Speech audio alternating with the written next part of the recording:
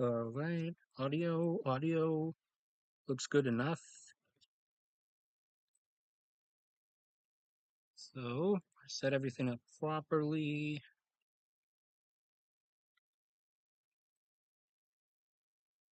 Mute myself, edit video. Come on, get out of there. Live, monetization on, and control room.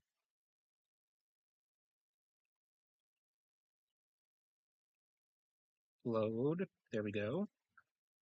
Live chat, and sorry, you guys can sit there for a minute while I take care of the last bits of everything here. Make sure I have all the data I want, and also look through what happened to my pen. There it is. All right. All right, let me just make sure I have everything here.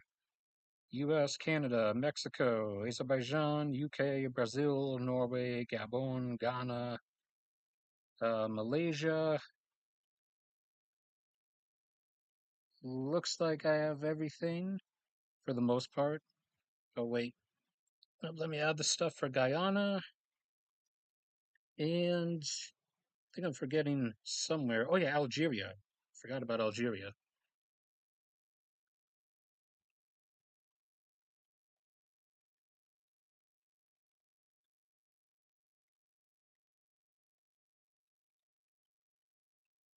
Unless I put it in a box somewhere that I forgot about, but it doesn't look like it. All right, so I'll just cram that in there.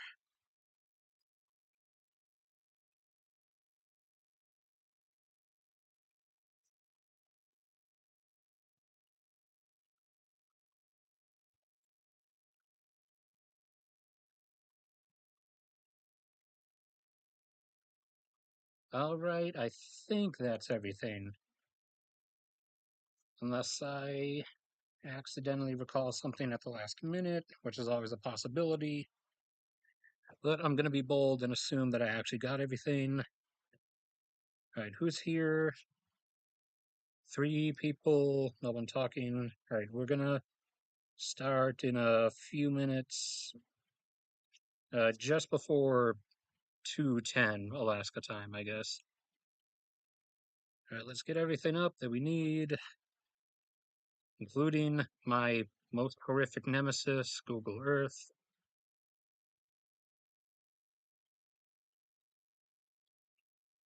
You gonna freeze my mouse cursor this time? Oh no, not this time, it looks like. And we're gonna start with Ghana, so I'll put it over Ghana.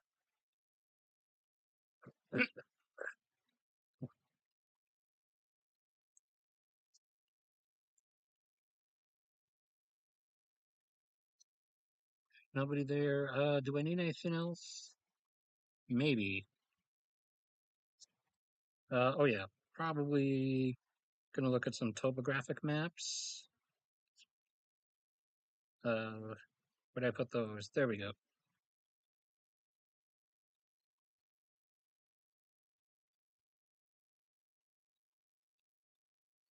All right. Oh, yeah, Australia. Actually, that's awesome. I forgot Australia. So let me make another little box on my notepad here. Running out of room. Add Australia in. Although there's not much on that part. Okay, that should be everything for real this time.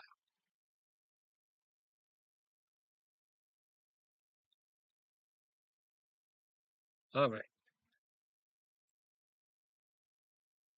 4, 3, 3, 4. All right. A few more minutes. Anybody, I probably should have said at the very beginning, anybody watching the VOD or the recording of this later, just skip to like the 10 or 12 minute mark.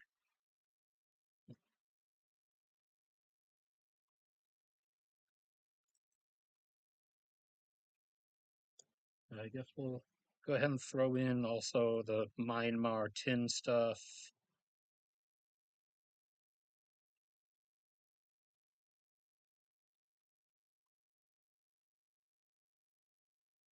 And we'll throw in Germany's commitment to stupidity. They've been getting real fun with that.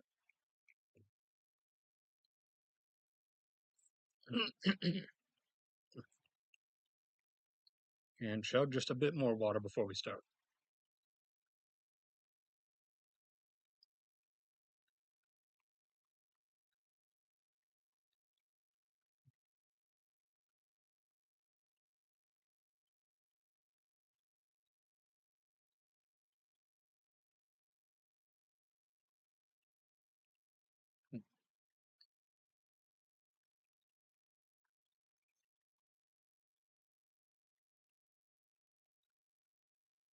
All right.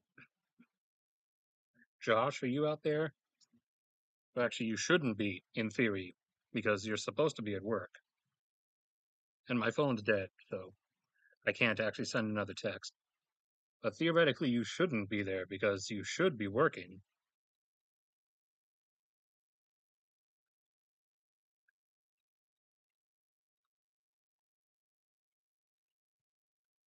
Why do you always blur at this altitude?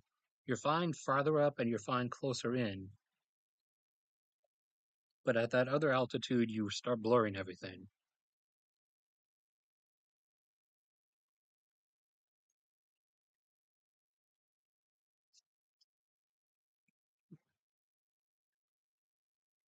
All right, well, it's been long enough and nobody's talking anyway, so I will go ahead and get started.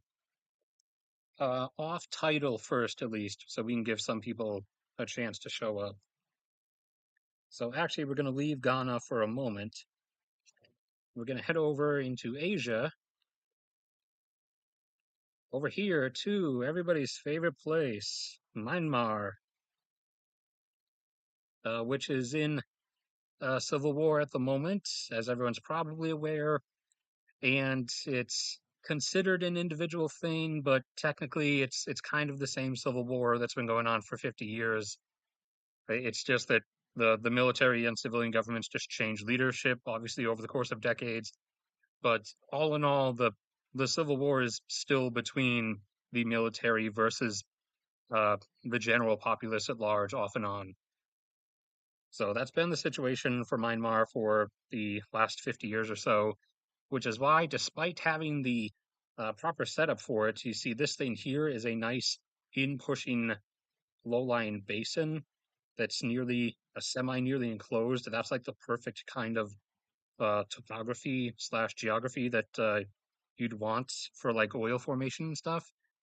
And just like Texas and West Pennsylvania, places in the US where back in the early days of humanity's oil utilization, just at like the start of the 1900s, oil was literally like seeping up through the ground in some of the fields. The situation was and still is the same in a lot of Myanmar. So there is clearly a lot of hydrocarbons there. However, they've never really been able to be exploited because the country's always been in chaos. Uh, there was there was all the fighting with the British stuff, and even when that subsided, not too much happened. And then there was World War II, which kind of ruined things for a while. And then during the 50s and 60s, Myanmar did actually have drilling going on and did start producing oil. And they got up to, I think, 70,000 barrels per day at their highest point. However, then in the 70s, the Civil War started, and so their oil production collapsed into nothing and remains basically nothing to this day because the Civil War has been going off and on for the last 50 years. And so the only way Myanmar is ever going to become the producer that they could be, given the decent amounts they likely have in that basin there, is if, the fighting ever actually stopped. However, something that Myanmar has been able to do and maintain has been tin mining, because a lot of their tin is right on the surface along rivers and old river beds. and is able to be mined decently enough without the need for like massive modern infrastructure stuff and actual like professional mining industries from the outside. So they have been able to do a lot of tin mining and have remained a decent portion of the world's tin supply until just now, as the fighting has spread all over the place and has now even spread into some of the tin mining regions along the rivers. And so the tin mining has been disrupted, and that has taken them offline. About 7% of the world's supply going offline. So that has caused a sudden jump in tin prices.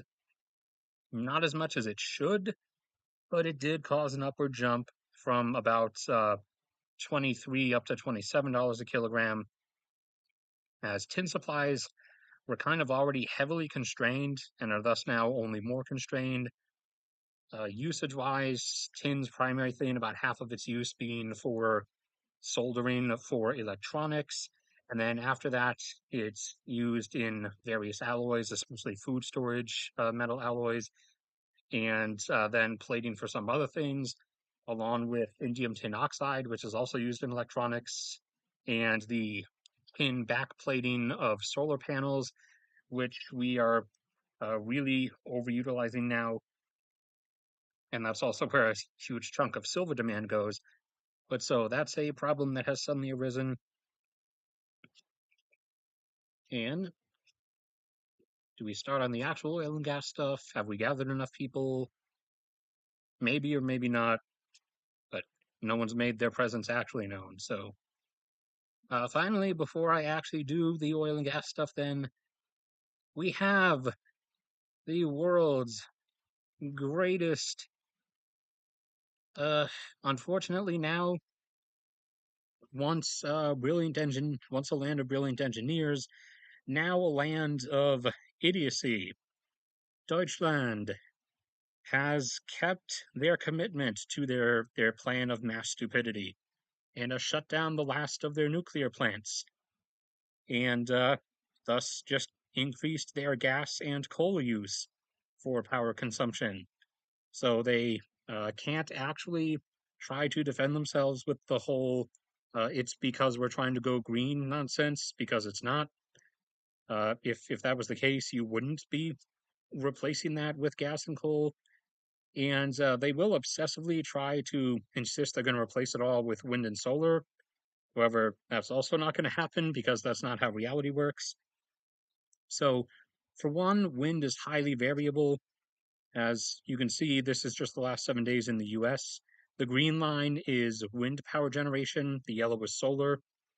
And that violet line there, or sorry, the magenta line, the one that's the most consistent, that's nuclear power. Look at that lovely consistency. So that's what Germany threw away and has mostly replaced with coal and gas.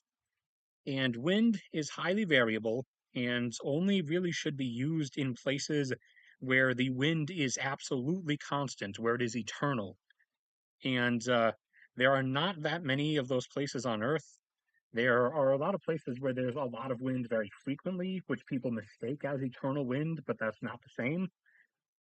Eternal wind only really occurs in a few select places, primarily Denmark and southern Sweden slash southern Norway. That passage in between the North and Baltic Seas. There's also eternal wind in the southern half of Argentina in the Patagonia region. There's eternal wind in basically all of New Zealand. There's eternal wind offshore, the northeastern offshore portion of Scotland, and there's also eternal wind in Newfoundland and Nova Scotia, or most of Nova Scotia at least, in Canada.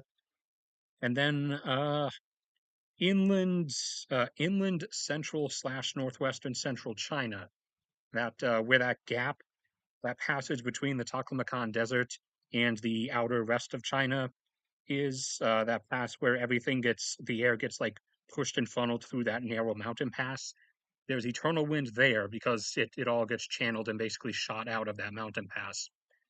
But apart from that, there's really not that much. And solar is much worse.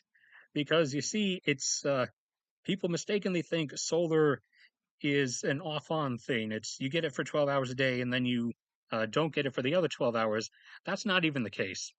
You see, you're forgetting that the amount of energy carried in solar in sunlight is kind of relevant to the angle it's coming in at, whether it's direct or whether it's angled. And for the US, which is mostly at a lower latitude than Germany, or lower latitude than most of Europe, really, so gets more direct sunlight than Europe does, this is how it works out. So it starts, you hit about 8 a.m., and then you start getting some solar, and it climbs a bit, and you're still not getting too much up until you hit about 11 a.m. or 10 a.m. 10 yet. Oh, 10 a.m. is not even that much yet, actually. So you hit 11 a.m. and you're starting to get some decent solar, and you're only really getting the high power generation out of it, like your actual installed capacity's worth, for about 4 hours, from about noon until around like 4 in the afternoon, and then it drops off precipitously as you head towards sunset. So in reality, whatever amount of solar power you have installed, you're only going to get that at the US latitude, at least. We're not even dealing with the fact that most of Europe, Germany especially, is at a much higher latitude, so gets even less direct sunlight. Uh, in the US latitude, at least, you're only going to get to the installed solar capacity power generation for about 4 hours each day, and that's assuming if there's no clouds anywhere.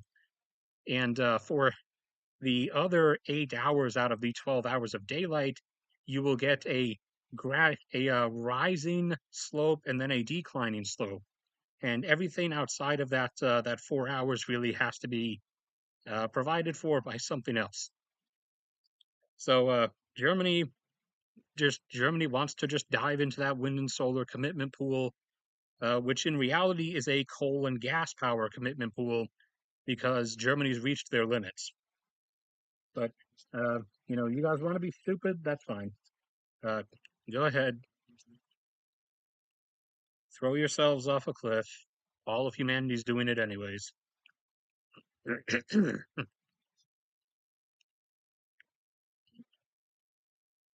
All right, roughly 5 people ish. Oh, finally, someone actually saying something.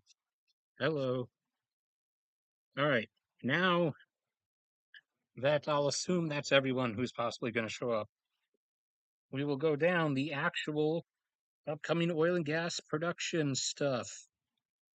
So here we have Ghana over in West Africa, and after adding some new additional fields in the basin that they have right here, which we should be able to see in a topographic map.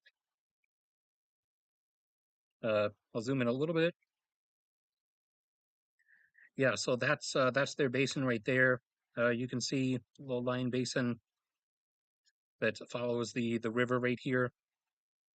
So that's where a lot of their oil is, and they went up to 214,000 barrels a day at their highest point, and since then have been declining down to about 170. However, now they've been doing some enhanced recovery stuff, doing field flooding with water and gas injections to bring more stuff up, and that's brought them back up close to 180. However, they're going to reach the limits of that soon and resume declining from there. But they do have some more stuff. They have some stuff offshore, primarily in this area right here, where the river empties out into, which is where you would expect to find things. But there also should be some stuff over here, which there has not been like any real offshore exploration in yet. So we'll see what comes out of that eventually if they offer more slots out there for exploration. But they do have a decently sized field out here that will be coming online in a few years. Exact year is uncertain, but we could probably put a vague timestamp on 2 or 3 years from now, so like 2025, and uh, that will start out at and then decline from 110,000 barrels a day. So that will be after they've reached the limits of their enhanced recovery and resumed declining. So their total domestic production by then, like 2025 or later 2025 will probably have declined down to about 150. So then adding this 110 field out there, that will bump them up to 260,000 barrels per day, from which they will obviously then resume declining from that, which will be a good last minute rescue for them, as Ghana's domestic oil consumption levels in present day, accounting for the continued economic rise and growth of last year, the numbers of which we won't get until later this year, but has probably reached about 120, maybe 125, as the year before their domestic oil consumption levels had grown up to averaging between 110 and 115. So they will probably, by the time that that field starts up a couple years from now, their domestic oil consumption levels will probably actually be getting pretty close to 150, right as their domestic production is declining down to rate about 150. So that field will come online as a last minute rescue and stop them from returning to importer status, at least for a little bit. And in terms of at the moment and in the future, as they rebound when that field comes online, where their oil goes, they're not really, obviously, because of those numbers, they're not a mass exporter. They're not sending tankers out or anything. They're primarily supplying their neighbors, as their neighbors also have really low consumption numbers. So they're primarily supplying like Togo, Cote d'Ivoire, and Burkina Faso, when Burkina Faso is actually consuming oil and not, economically dead in the middle of another coup or another civil war, which they have been in for forever. Basically, that's basically just their entire existence. And Cote d'Ivoire now imports over the border from Ghana, as their domestic oil consumption or demand levels are around 70,000, and their production used to be up around that area. However, they have declined since then down to now only producing about 30,000. So that 40,000 supply gap they import over the border from Ghana. And like I said, Burkina Faso consumes next to nothing, only a few thousand barrels a day, which they get from Ghana mostly. And then Togo has a very small population, so they're only consuming about like 10,000 barrels a day, which they also get from Ghana. Speakers. Oh, we have another person. Oh, all right, where to go to next? Well, since it's right there, I guess we'll go down to Gabon. Gabon, with their nice, gently sloping offshore fan and shelf, has or did have in the past quite a bit. A decent chunk of it has been produced over time now, since they've been producing for about 60 years. Uh, their highest point of production in the past was up around like 400,000. As of the present time, they have declined down to averaging right now around 190. However, production is starting up from a new offshore field right about here, I believe. So basically, most of their stuff that's on the shelf has been found, and now they're going into their last bit where there might still be stuff, which is the fan portion as it slopes down. And so, like right here on the edge of the fan, they found something a few years back, and that's being brought into production now, which should, I believe it was 30,000. Yeah, 30,000. Should bump them up by 30,000, which will obviously take them back up to like 220. They might be able to push some more out of it. They won't know until it starts up. And so that should push them back up to either 220 or maybe up to 230. But their export ratio remains really good, as their domestic oil consumption levels are only around 15 or 20,000 barrels a day. But other than that, not much coming out of Gabon. He drinks some more water before I get too congested.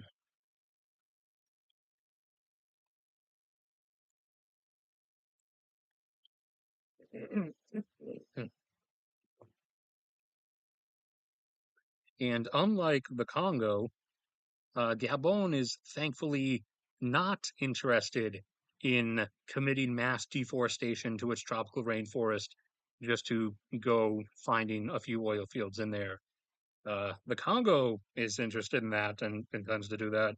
Uh, but they've already been, as you can see, both Congos actually have already been committing mass deforestation to their tropical rainforest to expand their agricultural land, as their agriculture is not really productive, uh, especially in the bigger Congo or the more economically backwards Congo, as it's really non-modern agriculture, so it's not exactly that productive.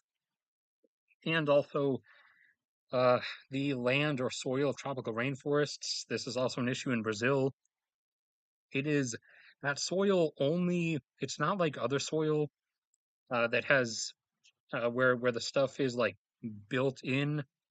The type of soil produced by tropical rainforests will only remain fertile soil in the presence of the tropical rainforest. For tropical rainforest, it's really unique.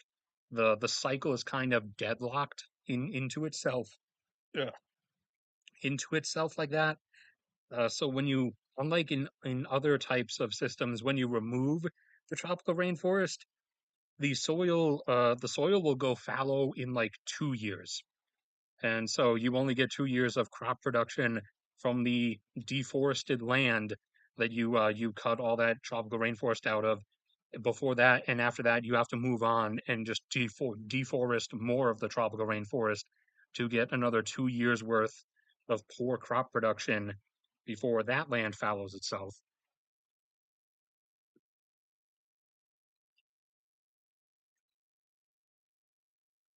All right, who to go to next?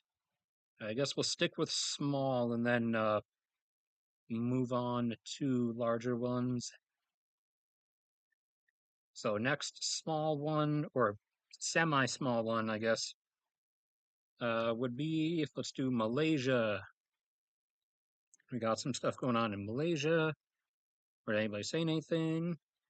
Oh, we got people now. 9 or 8. And Josh, you're supposed to be working. I know you're at work.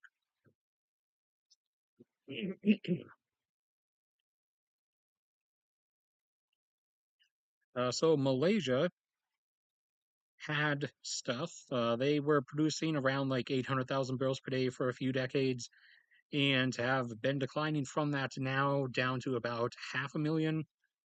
And they have finally, with the resurgence in oil prices, they've been doing some more exploration and they should be bringing some stuff on soon. Actually, right now, like any minute now, a field offshore of Sabah somewhere is going to. I don't know whether it's up here. I think that shelf is the unexplored portion, whereas this offshore portion is the portion that has been explored. So I think it's up here. One offshore of Sabah province will be coming online any minute now, or sometime like in the next month or two, and that will add 25,000 barrels per day of production.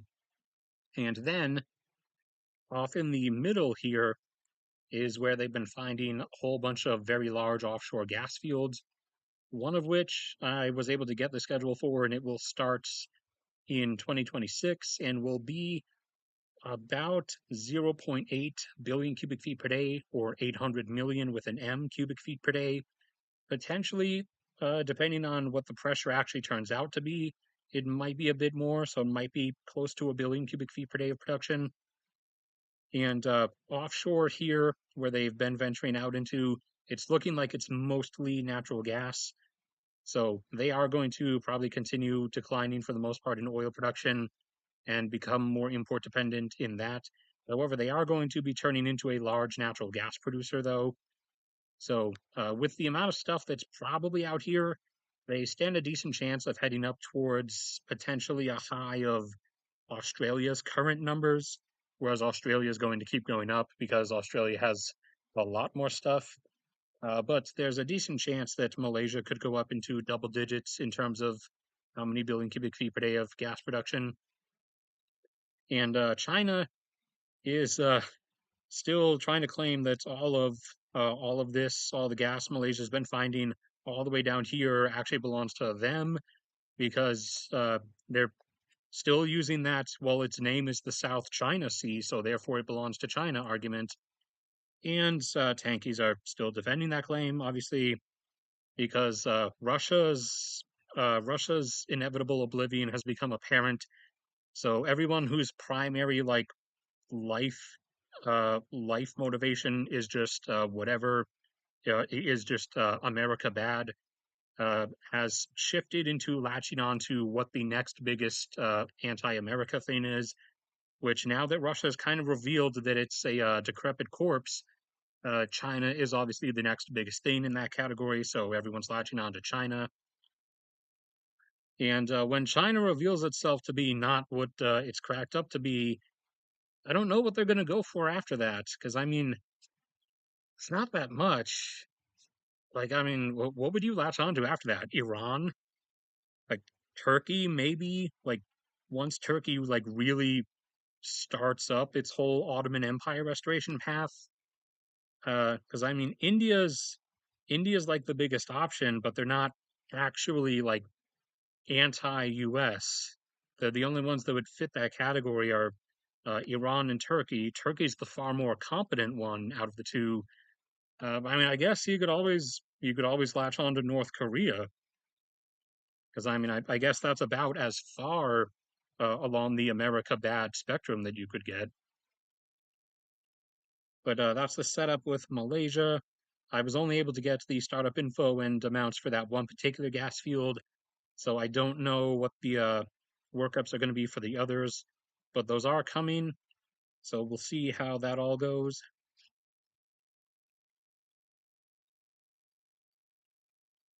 What I thought you were working like late every day now because of all the extra stuff. Because last week when I started up, you came in and said that that you were still at work or something, unless I'm confusing that for a completely different time. All right, who else should we go to next? Azerbaijan, I guess. And this is going to be a short stream, definitely.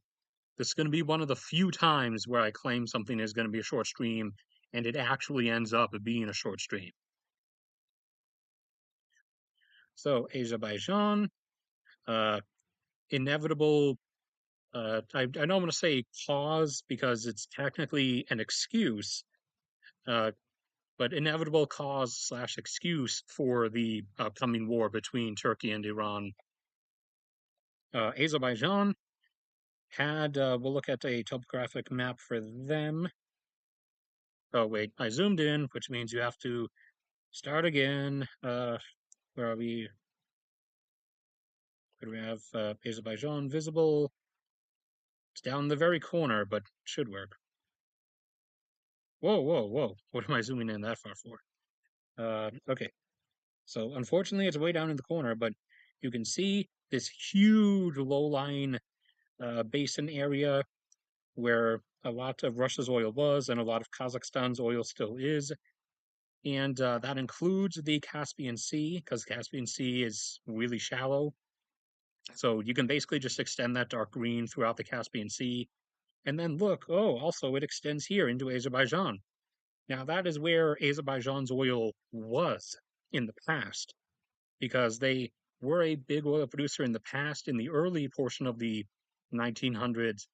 And then in the second half, they declined until the end of Soviet times. And after that,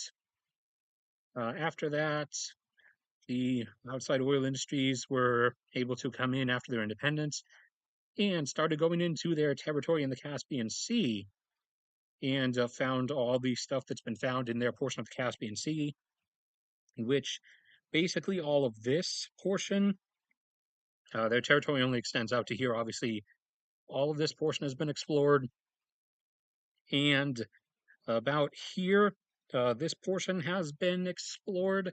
So they do still actually have this bit up here that they could look for stuff in. So we'll see, one, if they do, and two, how much or whatever they find. but one of their fields in the very upper portion of the southern half of that here is being brought online very soon this year and will be adding 40,000 barrels per day of production. So since they are about to reach or decline down to about 660 by some point this year, that will give them an abrupt jump up to a flat 700 or so, versus their domestic oil consumption levels, which in present day are now up to averaging between 120 and 130. So we will see how all of that goes. There might be, well, there should be some stuff in that last quadrant or so that they have access to, but there I don't get like too much information out of them about like when and where exploration is going on. Basically, the only time that stuff publicly comes out about it is in the oil and gas journal when a field is being started up. So I don't know if like they've already explored stuff up there and found stuff and it's already being worked on, or if it's not happening yet. So only end up finding out about that when it actually starts. But they should be able to cling on a bit and basically keep having like a more stalled decline for another 5 to 10 years or so. Before, after that point, there'll be nothing really left to work with, and the decline will end up with an actual stable rate. And who's next on the list? Well, no one specific, but who will I choose? Norway. We'll head up to Norway after I check here.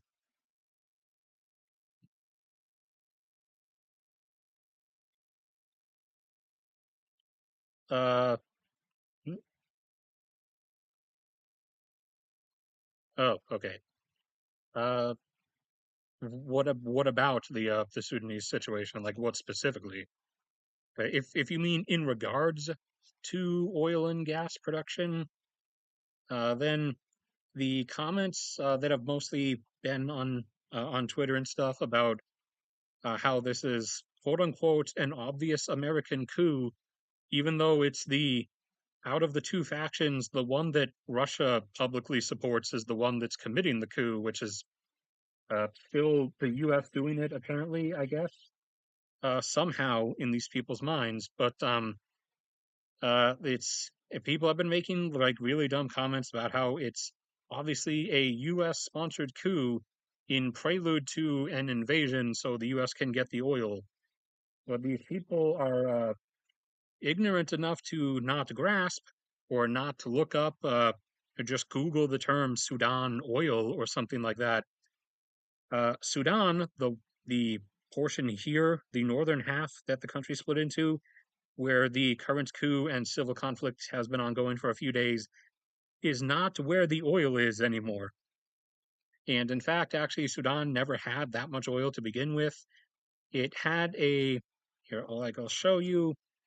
Uh, their production peaked around 600,000 or so, I believe it was, and they were already in decline before the country split in two halves back in 2011.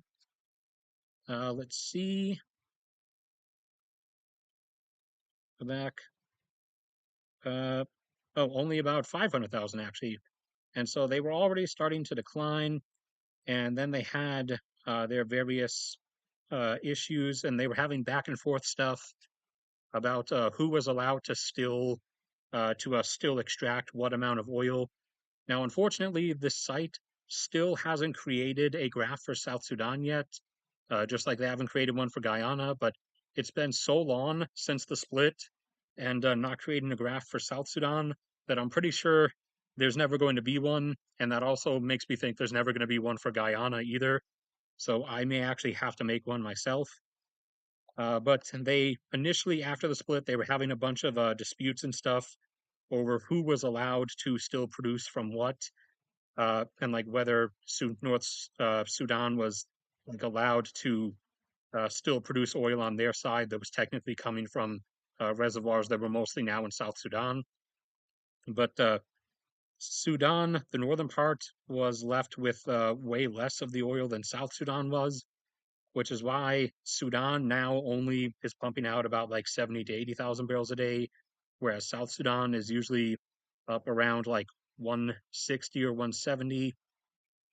And they were already in decline anyways, and just would have continued that decline.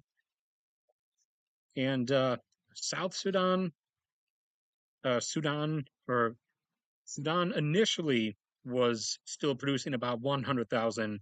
However, over the last decade since then, they've declined down to about 70 to 80,000. South Sudan was left producing about 200,000 and have since very slowly declined down to about 170 or 180.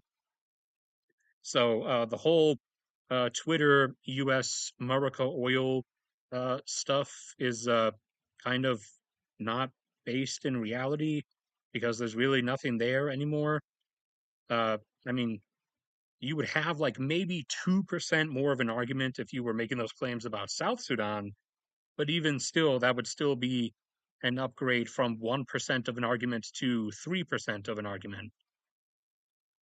The place the place where there's in terms of like this midline here, interior Africa, the place where there is still actually like oil and gas is going to be Chad, which finally, after having been on like a exploration shutdown for a while, finally just last week, I believe it was, announced that they're actually going to start up oil and gas exploration again.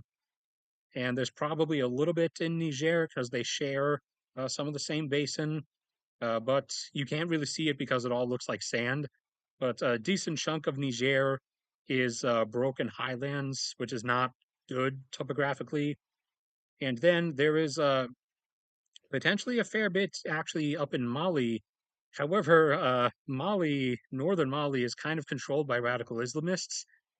And the state of Mali over here, one of them is Manaka, which Mali has kind of basically given up now. They've sort of non publicly admitted that they have no means to exercise control over it anymore and that it's just controlled by the African branch of ISIS, which is true. It is. But then again, most of northern Mali is. And Mali shares that same basin with inner Mauritania. However, Mauritania is not plagued by like ISIS, like portions of Niger and northern Mali are. Mauritania, it has a lot of more like just infighting between different groups within the country itself, not necessarily like radical Islam stuff. But it's still enough to dissuade oil and gas exploration on shore, which is why most of the stuff is offshore. Like I talked about last stream, they're resuming exploration in the southern half here of their portion of that offshore shelf. But there's not really that much left in Sudan. So all of that Twitter nonsense is kind of baseless.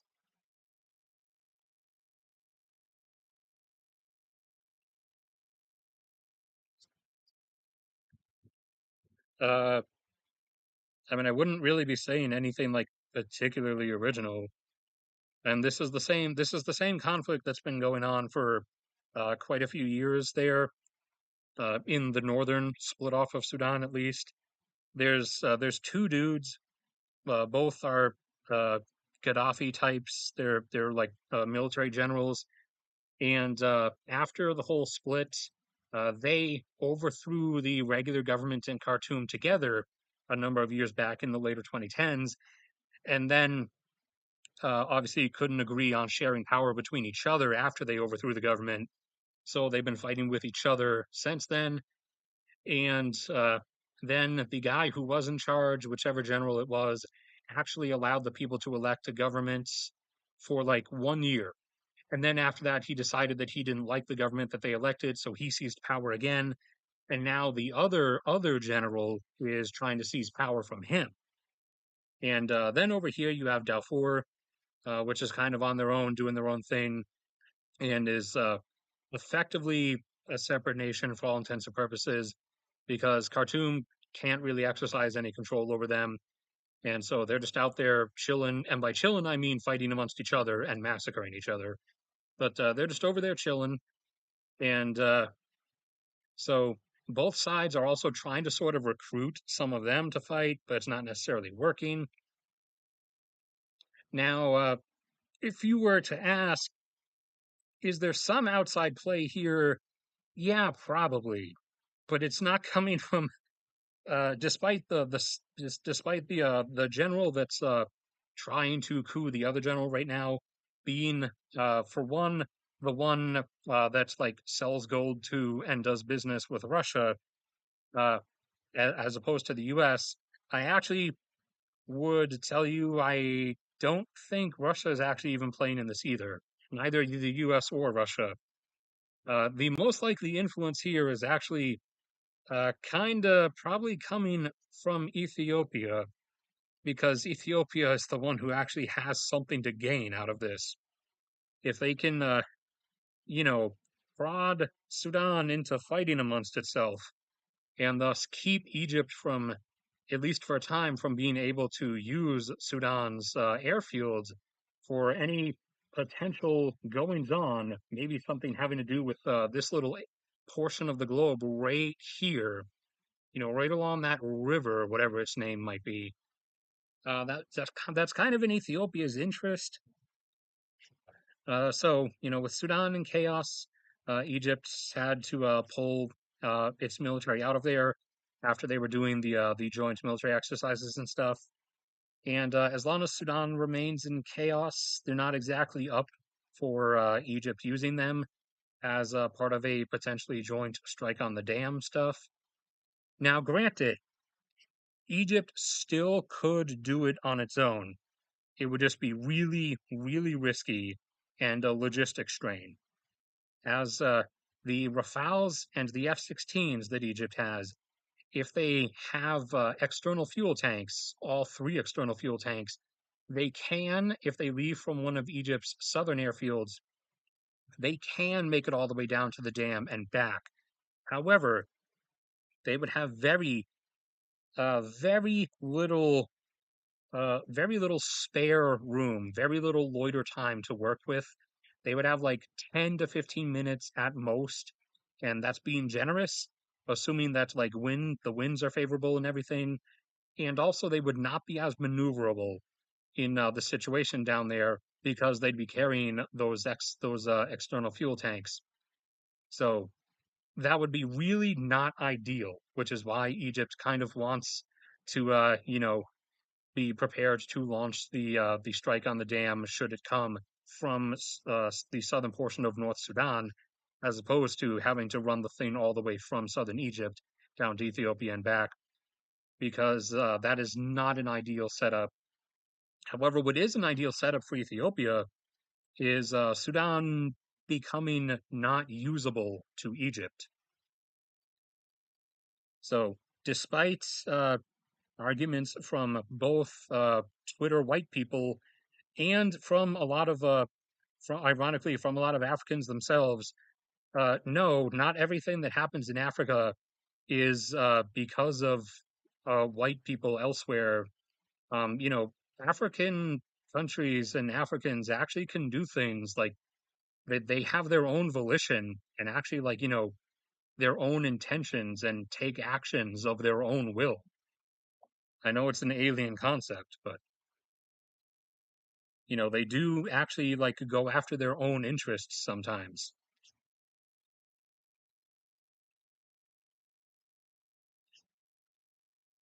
Right. Now after that, we were going to Norway.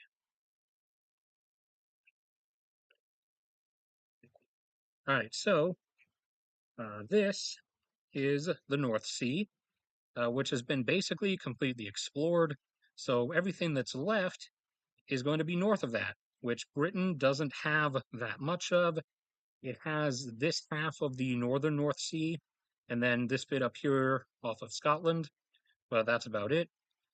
So, uh, Norway, on the other hand, has their chunk of the northern North Sea, and also has all of the Norwegian Sea, at least the shallow portions of it. and then has all of its stretch of the Barents Sea, and then even actually has all of this stuff up here up to Svalbard and elsewhere. And Norway has been consistently finding stuff. Out here in the northern North Sea is where they found that Johan field, a decently large one, of which they brought online a couple of years back and are about to bring this year. In fact, I think it's already starting up actually, an extension of that online. Extensions, what I'm referring to is usually, it's usually like it's contiguously a part of the same field, kind of. Like if you looked at it on a map, you'd see like one blob that's sort of connected by like a thin gummy blob arm to another blob on the map, and that thin gummy arm portion, it is technically two portions of the field. It is technically like the same field, like they are connected. However, uh, it doesn't like production in one portion of the field doesn't really have a huge like draw from the other portion because that like blobby arm connection or whatever you want to describe it as, it's not usually as porous of a rock layer as the actual portions where the oil is settled in, like the two blobs. You know, you can kind of tell from the fact that the oil settled in those two portions mostly. So, the oil doesn't really flow between them all that well. So it is technically part of the same field. However, they're kind of two separate chunks to it. So they're bringing the other portion online this year, and that is going to jump up by 200,000 barrels per day of production. And then on top of that, they also have out here a small regular 10,000 barrel per day field. And then up here, somewhere in the Norwegian Sea, I forgot the exact spot, but they have another small 10,000 barrel per day field that will be coming online. And so that should be over the course of this year slash a little bit next year.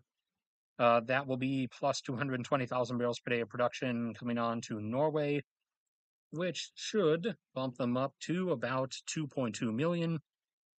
As at present, they have declined down to just under 2 million and are right around 1.98 or 1.99 million barrels per day. So by the end of this year slash the early part of next year, they will be up to about 2.2 million barrels per day of oil production. And they also are adding gas production as well. I just couldn't get the exact numbers for that. They've been plateaued kind of between 12 and 13 billion cubic feet per day of gas production, but they do have enough coming as accompanied gas from those fields and extensions, as well as actual gas fields themselves individually, that they should be pushing up to like 14 billion cubic feet per day over the next couple of years. And probably like just after 2025, there's a chance they could even go up to like 15 billion cubic feet per day of gas production, but we'll have to see how that ends up going. And then across the way over here, the UK, it has finally actually like done some more stuff in their northern portion of the North Sea. So up here northeast off of Scotland, and then some other stuff up here off of those islands there. And so they're bringing that online, and that for the UK this year, by the end of this year or by the start of next year, could be a total boost of about 100,000 barrels per day. And the UK's production is a lot more wobbly, a lot more up and down than Norway's is, because, no offense, but the Norwegian oil industry, Equinor, is kind of just better than everyone who's operating in the UK.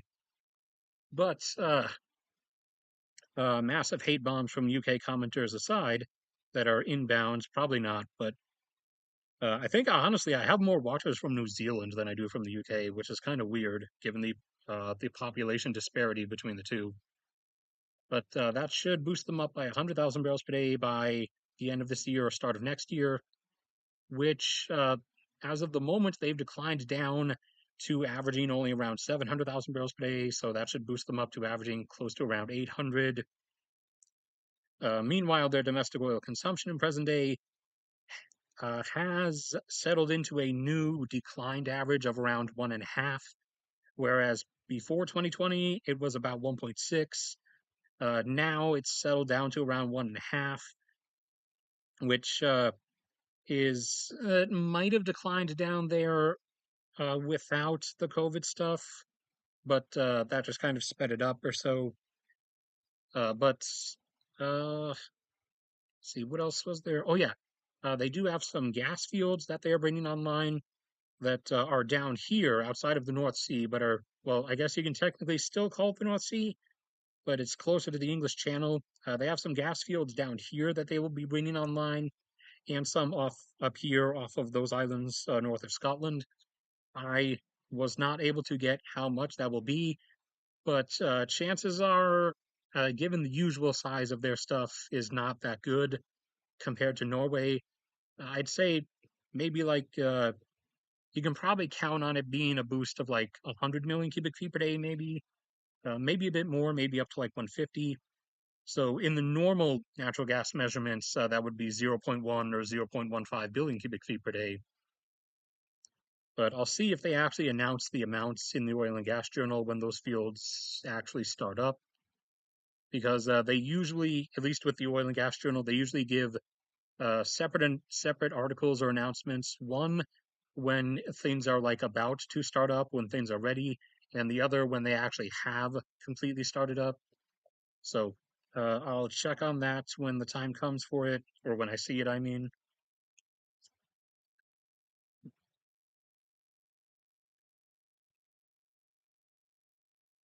Uh, Disconnected, reconnected.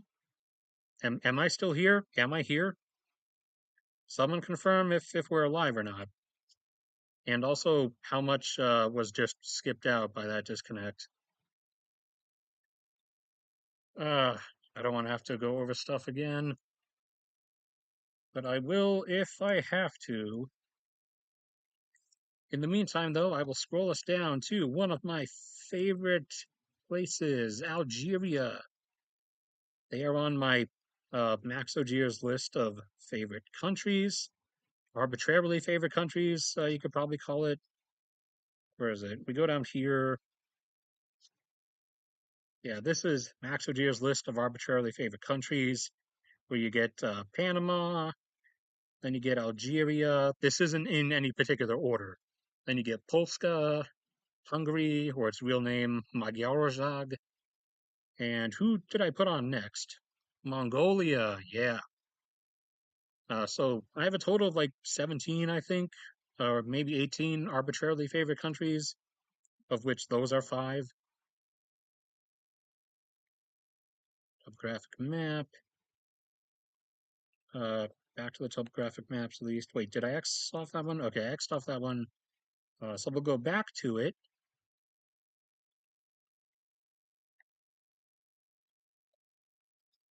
So you can see up here, this is roughly Algeria.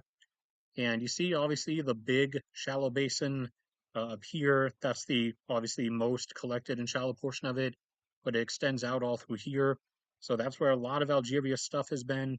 However, they also have a decent chunk of stuff likely down here in all of this area that they have not explored too thoroughly. They've explored some right up about here, but that's about it. However, they have finally opened up exploration down here and have started up on it. In the meantime, six new oil and gas fields, some here on the outer fringes of this basin, and some over here, are being brought online this year. Or sorry, not this year, but they were discovered this year in just this first quarter of this year, and it should not really take them very long to bring them on because most of them are right next to like all the infrastructure and stuff already. So that will be coming about, and the numbers for those in total, or I should check to make sure I confirmed. Oh, okay. Well, YouTube, or in other words, Google is, I guess, just lying. The numbers for those are roughly from the oil portions of those fields. That should be an addition of 70,000 barrels per day of production. onto Algeria's numbers in like I'd say 2 or 3 years maybe is when everything should come online from those discoveries, because stuff there can usually be done pretty fast. So that will probably, at least behind any production cuts that they're a part of at that particular time, Algeria will probably have dropped down to, again, about a million flat at that point. So that will bump them up to about 1.07 from that particular point, 2 or 3 years from now. The gas portions are better because Algeria has way more gas than it does oil. And the gas portions from just those small-ish field discoveries should be at minimum, because Algerian fields also end up being more pressurized and having way more natural gas than initially expected in most cases. So at minimum, the total gas production from those fields should be a jump up of about 200 million cubic feet per day, or zero point 0.2 billion.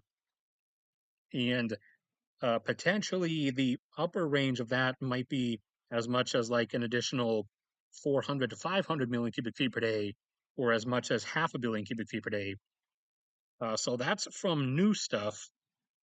That's not even accounting for Algeria's production increases that they're doing from the fields that they already have in response to the whole Russia shutdown stuff.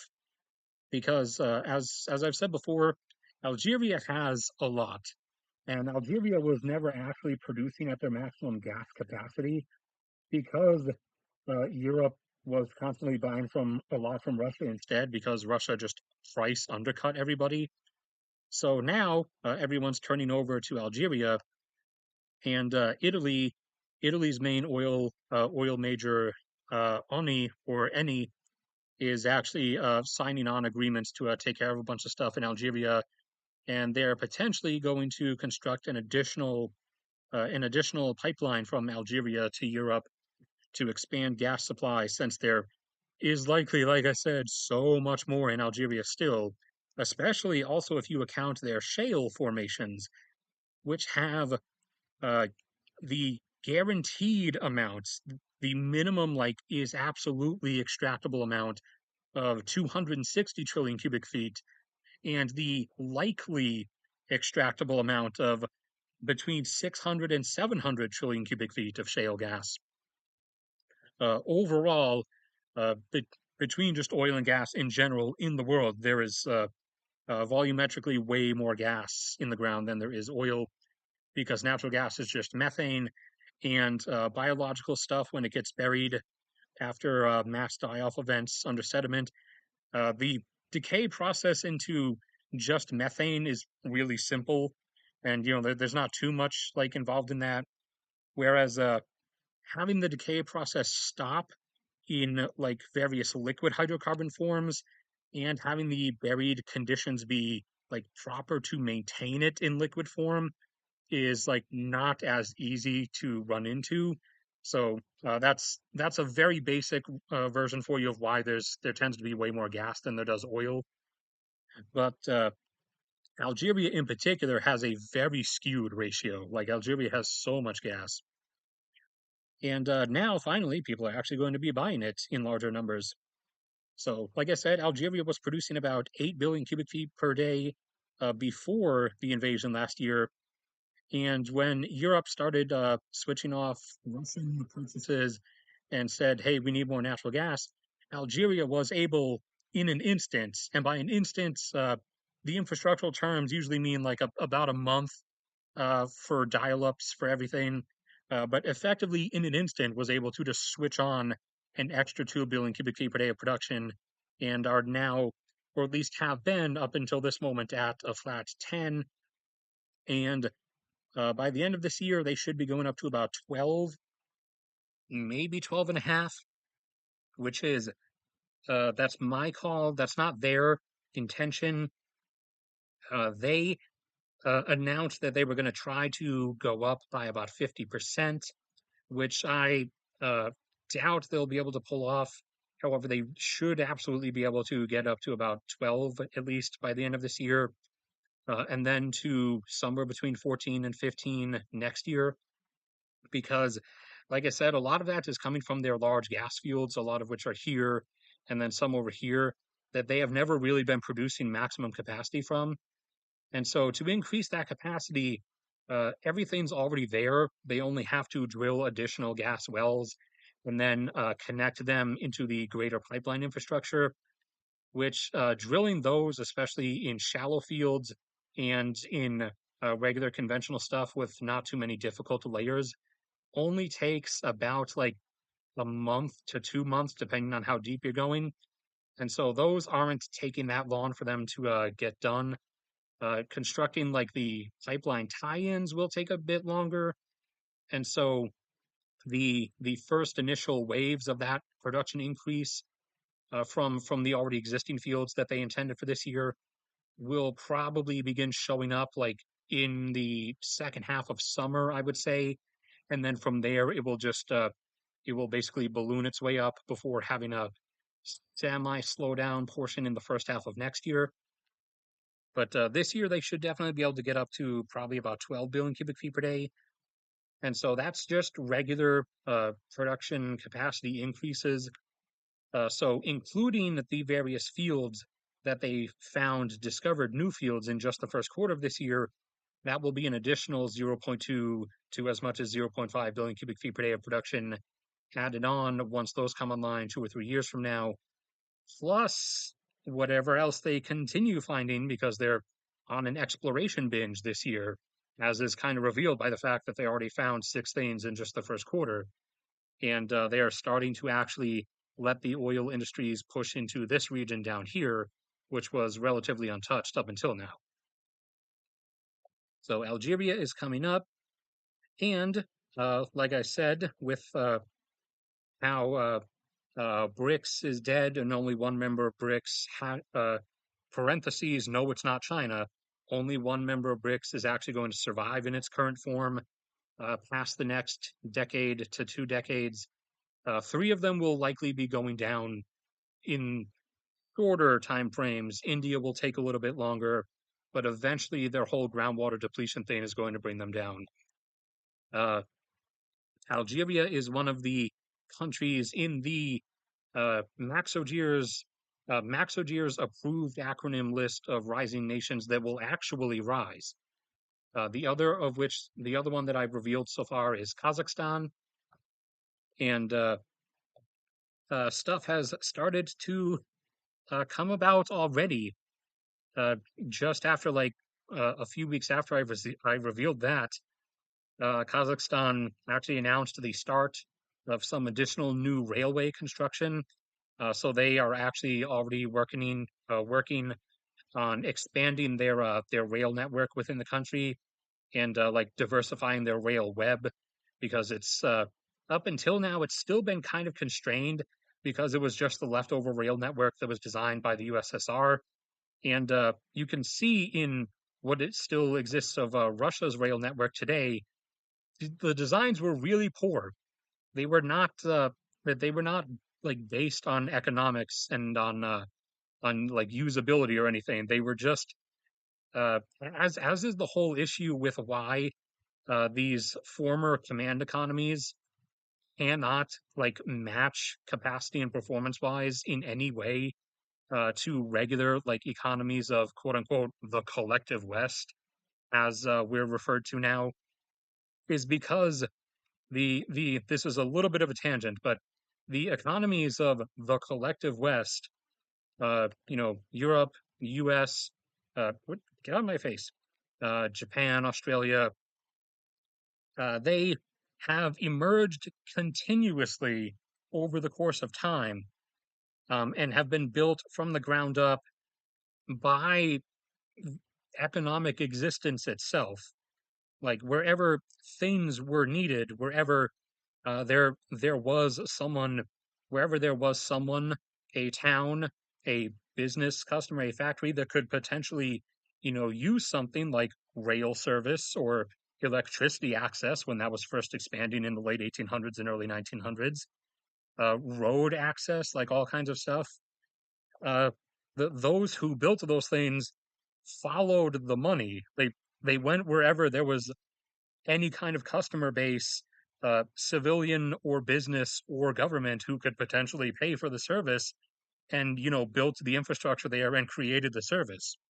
And so that's why we have like so many layers of stuff in the economies of the West, whereas all these former command economies don't, because they're former command economies where like the infrastructure layout and everything is absolute trash because all that was built was uh was whatever, like for example Moscow pointed to at any given time and said build rail line here, and then a rail line was built there, and then that was about it.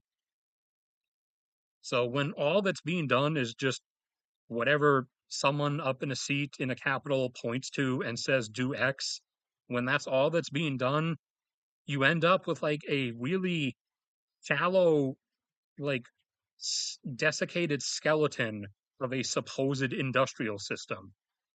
And so that's why Russia, kind of just never can really actually compete.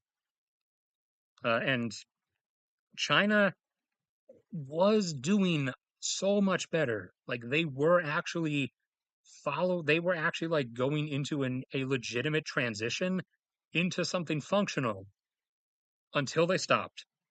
They stopped in about Z's second term, 20 like 19 or so is when they stopped, and he started putting a lot more walls, bureaucratic like walls in front of anybody doing anything without. So now they're devolving back into the system of actually needing Beijing's, or in reality at this point, it's just his approval to do stuff. Not on like the smallest levels, but anything like medium and above, they now it now has to like literally be run through him or through his I don't know, his round table hold or whatever you want to call his like close knit friend group or whatever. So now China's starting to run backwards, and that's obviously not really going to end well. The only other like big nation, China's rival, actually technically now more populous than China, India. India, if it were not for the upcoming groundwater depletion thing and the like agricultural collapse and mass death and chaos that will follow that, India would end up being amazing because India has all of the population drive that China used to have, and India actually does have quite a lot of resources as well. However, India is not a command economy slash former command economy and is not really reverting into one yet. Modi's been like trying to drag them towards fascism a little bit. So things might go a bad way, but as long as that like didn't actually drift too far, India would end up doing really well and would actually like seriously economically boom because everything in India is being is being constructed and arising out of like an actual ground up economic framework. And part of the whole like uh other also part of like the whole reason why Russia and China can't actually compete on the same level uh more than a few breaths before failings start to emerge is because also they also didn't like want to allow resources to be directed to like a full scale integrative rise as a nation.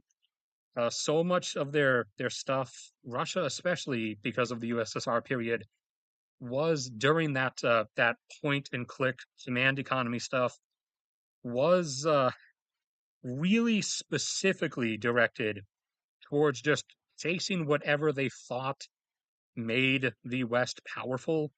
And so it was everything has like solely revolved in a like commanded cyclone around just trying to chase after uh the image in their head that they had of what the West was in terms of like a power base. However, the image was always false. And trying to chase it that way, trying to speed run an economic rise does not end well if you are doing it that way. Um, Now, obviously, the argument comes up of you can't expect people to actually wait around for like a full 200 years. That the regular West went through the industrialization and modernization process of. And I agree, that would be a really, really, that would be some real sociopath, I don't care level stuff to tell people to just wait that long. However, you don't actually have to. You can rise very fast into a modern industrialized economy. And two examples of that are actually right next to China, ironically. Japan, with some interruptions caused by their mass imperialism episode, but we'll subtract that 20 year period off of them, and you get basically a 60-year rise, a two-generation rise, or if you're one of those people who insist that a generation is only 20 years, people should not be popping out kids the instant they turn age 20, but that's another argument for a different day. So a two-generation rise, they started really fast in the early 1900s, and then they had, their 20, maybe 30 years of imperialist conquest interrupting that. But then after that, after the destruction of World War II, they continued that for another 40 years. And by the 1990s, they were the Japan that you recognize today, just without all the touchscreens yet. And the same thing for Korea, in that, because remember, once you cross 1900 back into the 1800s, before that point, Japan was literally still using swords and samurai. So, like when I say from the ground up really fast, I actually mean it. And South Korea, after the Korean War was over in 1953, if you want like an actual, well, you can obviously just look up pictures or look up documentaries if you want. But I was going to say, if you watch MASH, that old show MASH, the stuff that they show is actually really accurate. Like right after the war was over, South Korea was still mostly without electricity and was still using like oxes and horses to like carry wagons and stuff. However, by the early 2000s, the South Korea that you know of today had emerged that fast, uh, just without all the touchscreens yet. You had to wait another 5 years before the touchscreens started showing up, and all the massive semi-holographic advertisements on skyscrapers. But the modern industrialized, modernized economy of South Korea was able to emerge within only about like 50 to 60 years. Japan, the same, just with that 20 to 25-year interruption. So it actually is a possible thing that you can do. Just if you try to command your way into it, it's not going to happen. You're going to ruin everything, and you're going to end up with a country that is a fractured internal desiccated skeleton that will break apart the moment you put actual stress on it. And Russia has put actual stress on itself, and things are cracking apart. China has repeatedly put almost actual stress on itself, and things have broken apart, just not to the extent that Russia is doing. However, once they make a certain decision, likely next year or really likely 2025, although again, I still will give you I'll give it as much of a 20% chance they might do it this year, but I still think they want to wait at least one more year for it. Once they make a certain decision, that will put extraneous strain on themselves, and then everything's going to fall apart inside. But India is back to where I originally was. India has actually been sort of just letting its economy construct itself, like normal economies actually do, or at least should. And so that's why India would be really, really awesome if it were not going to fall apart because of the inevitable groundwater depletion stuff. Some of their states, like Rajasthan and parts of southern Punjab, and then Andhra Pradesh. Some of their states are actually already going to be hitting groundwater depletion in only about 3 years or so. So, fun times are coming. But in terms of like mass groundwater depletion countrywide, especially in their agriculturally, in their states that produce like a huge chunk of their agriculture, like Uttar Pradesh, Maharashtra, and West Bengal, that's coming towards like 2040.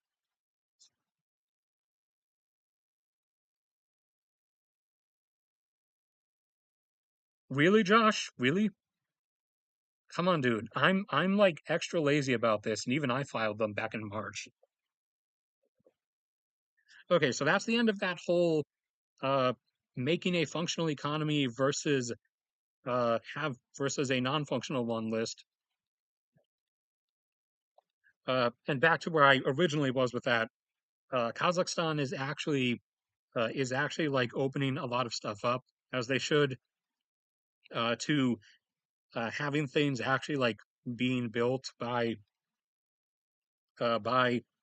their with this particular example their rail industry because the rail industry has wanted to build like several several new different like rail directions to avoid congestion that they have a lot because of the old Soviet system. And the government in Astana has actually like opened things up and just given them the green light, saying like, if you're if you want to do it and you're getting paid for it, obviously, then go ahead and do it.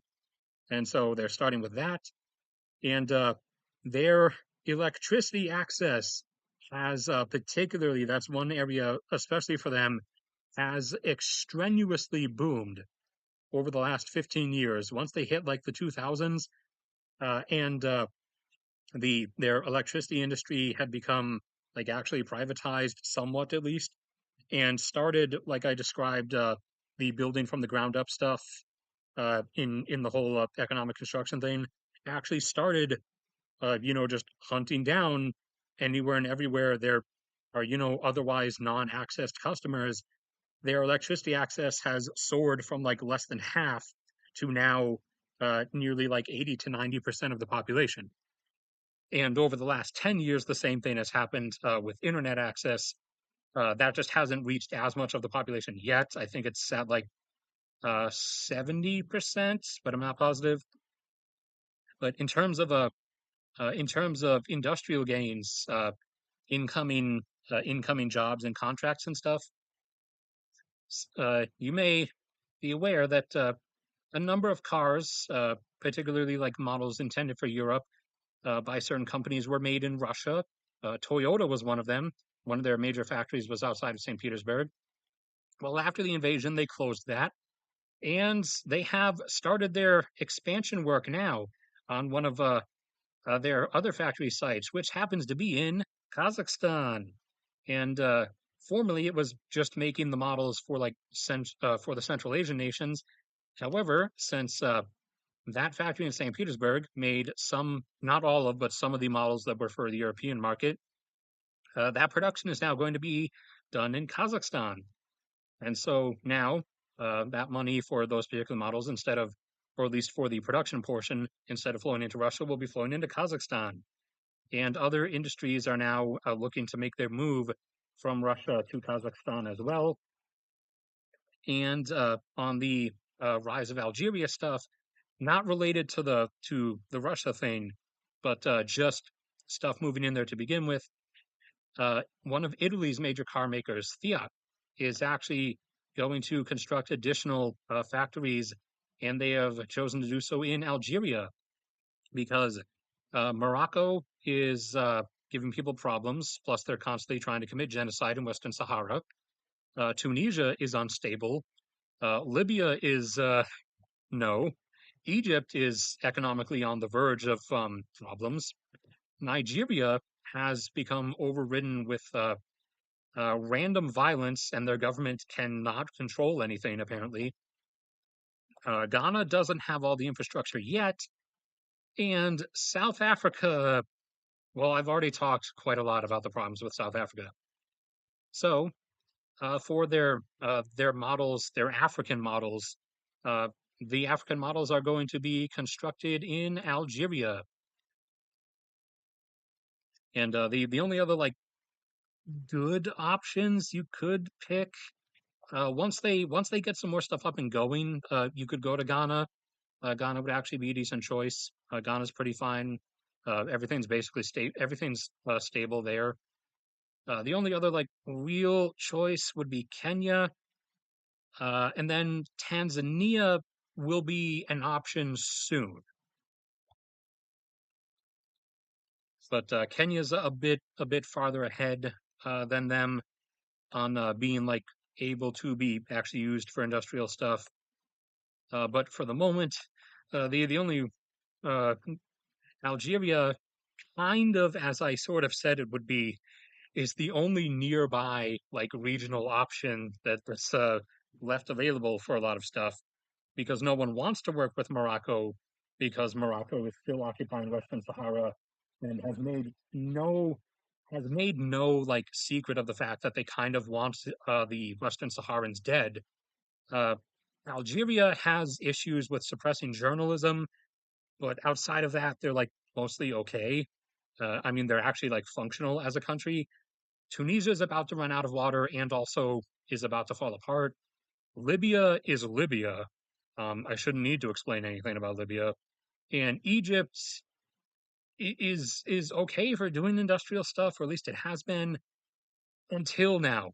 Now they're kind of taking this massive downturn, and their government. Whoa! What are you doing? What are you doing? Stabilize, please. Thank you. Now their government has gone on this mad, um, like divergent pathway of no longer wanting to spend money on like infrastructure stuff and instead wanting to.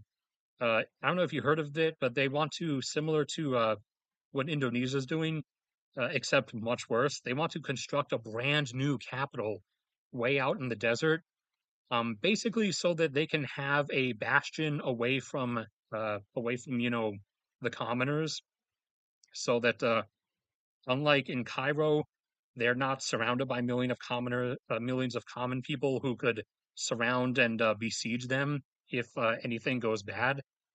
So they're constructing an entirely new aristocratic capital city out in the desert, so that, and this is the actual reason, so that there will be a great amount of distance that the common people, the masses, would have to traverse to actually like get to the politicians, and so that they have like a long span of warning time and could put the army in between them and the people, as opposed to like right now being located in Cairo, they're surrounded by like 10 million people of the common people who could immediately like besiege and riot on them at any moment. So Egypt's going downhill, and so that in the North African, like just across the Mediterranean, easy access field, that kind of only leaves Algeria left to work with, which is why Algeria is on the special MaxOGear acronym list. Uh, they do run things better than the others, like in the first place. However, also being the only choice left is kind of, it is a boost in your favor, obviously, when, there is no one else to work with anymore. But so starting off with Europe now going to be getting a huge chunk of their gas from Algeria instead of Russia. And now they're starting to move vehicle production into Algeria for a lot of their Africa specific models. Whereas like a lot of the former choices would have been mostly South Africa or Egypt. However, those are not really options anymore for different reasons. And they were, what are you doing? And where'd my mouse cursor go? Okay, stop, stop. And they were starting to consider Nigeria until Nigeria became 2020's Nigeria, which it is now, because this is the 2020s. So that's all that. And now enough with that like long side ramble and back to the oil and gas stuff, which there is a bit more of. So I apologize for that. We're gonna spin across the Atlantic, head over to. Are we serious? Are we being serious?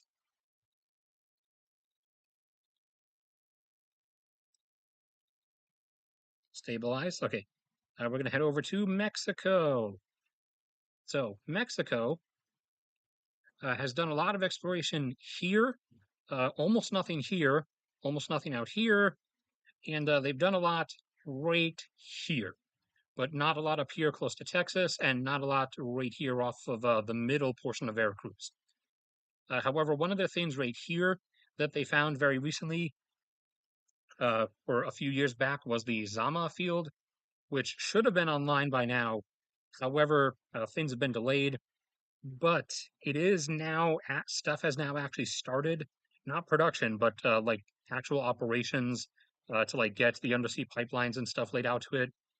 So it should be coming online in a couple years, and it will be a production boost for Mexico of about 180,000 barrels per day, which, depending on if all the enhanced recovery, all the gas and water injection stuff they're doing, if that continues to hold Mexico off at about 1.72 or 1.73, if that manages to hold them off for another couple of years until that field starts, then that field will bump them up to 1.9 million barrels per day of production. But that will all depend on how long the enhanced recovery stuff is able to keep them going at the current amounts for. It's been able to hold off their decline for the last 2 or 3 years, but I'm not sure how long they can stretch it for. We'll have to see. But that field is coming. And then we go up past to the US into Canada. So expansions are continuing in production at the tar sands.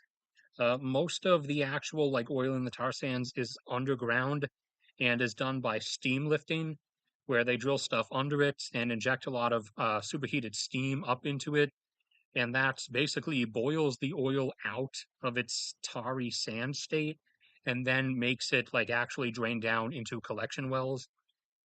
And so that is expanding. And over the course of this year, they will be adding another 170,000 barrels per day of production from that, which combined with an additional 30 to 40,000 barrels per day, they will be adding from a shale formation, actually, because you're familiar with their shared portion of the Bakken Shale right here, which their portion is not very hydrocarbon dense, so they've never really done that much production from it. There are other shale formations in Canada, though, on fixed direction. There we go. One of which is around here or so up in Alberta. It's not very big, but it is there, and it is actually producible, unlike their portion of the Bakken Shale. And they are firing up about 30 to 40,000 barrels per day of production from their shale formation up there this year.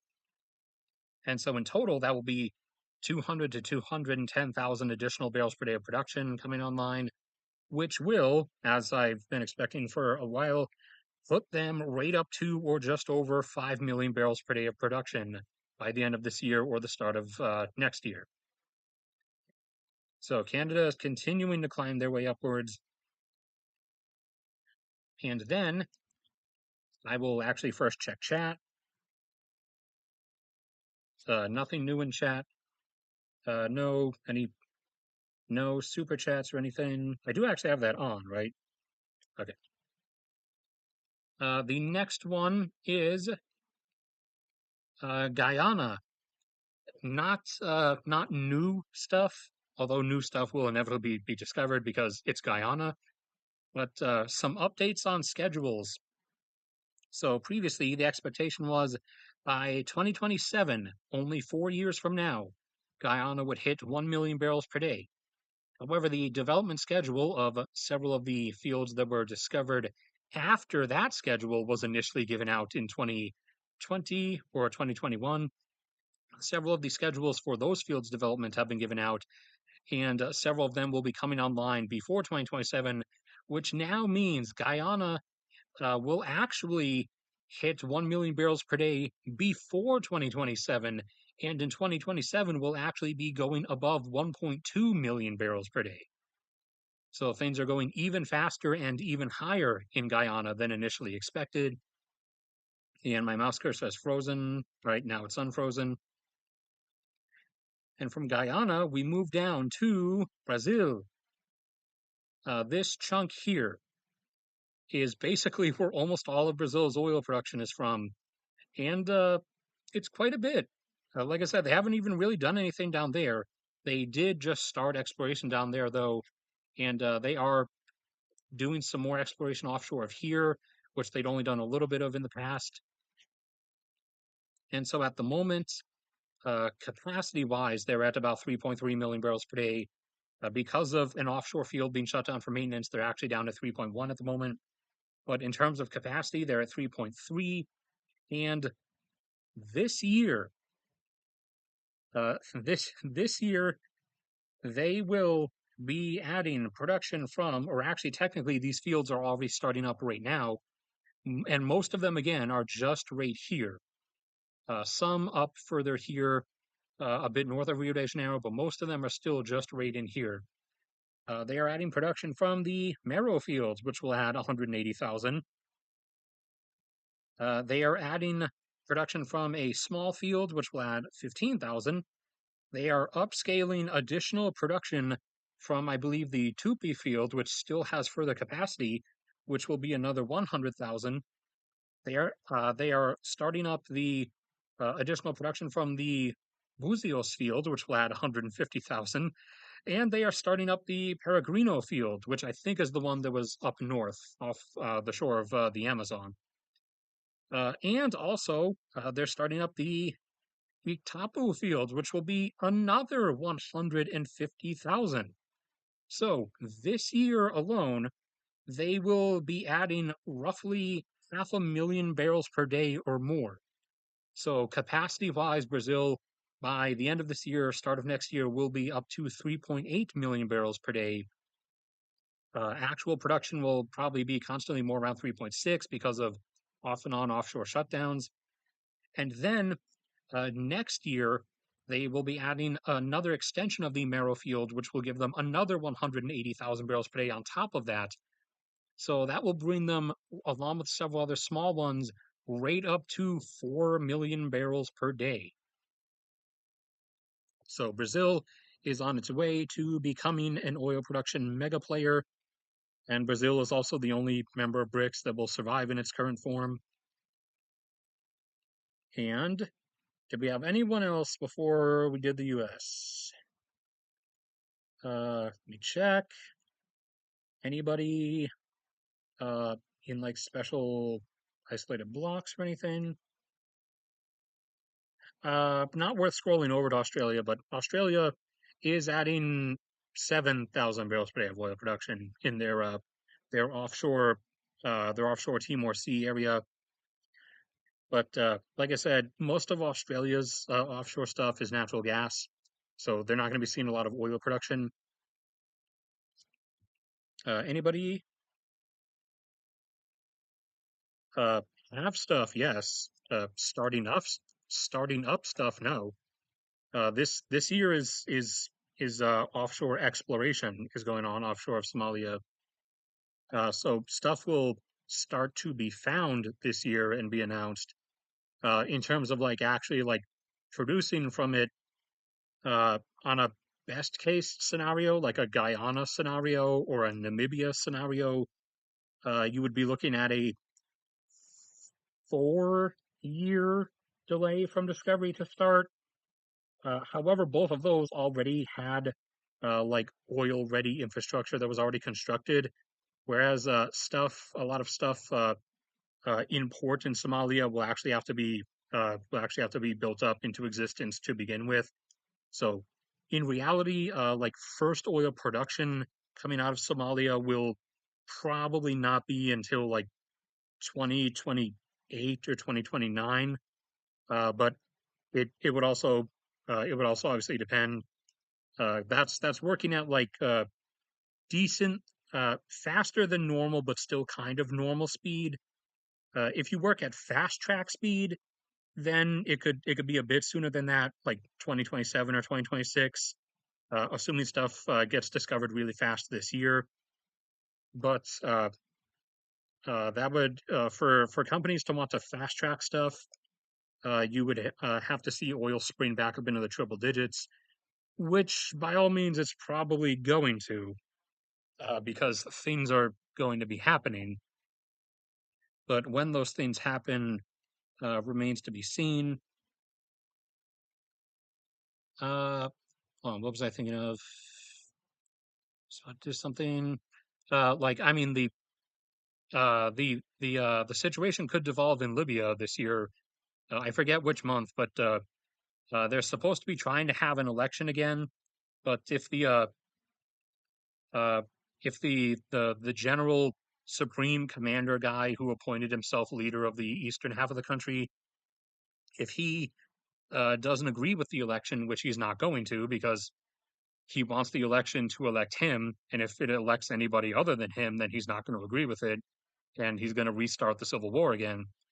Uh, if Libya devolves into chaos and their production goes offline, like it usually does when the civil war restarts for a few months at a time, that would probably spike oil prices back up into triple digits, at least for a little bit.